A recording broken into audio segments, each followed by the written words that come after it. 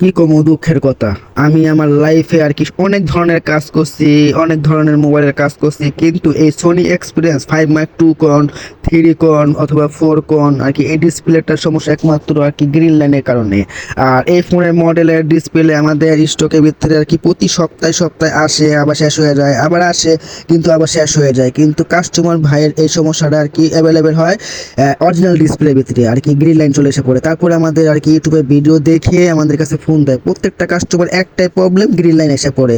কিন্তু আমাদের স্টকে যে ডিসপ্লে আছে সেই ডিসপ্লের ভিতরে কোনো প্রকারে গ্রিন লাইন আসবে না, এটা আমি 100% শিওর। আর গ্রিন লাইন যদি আসে সেটার ওয়ারেন্টি দেওয়া হবে 3 মাসের।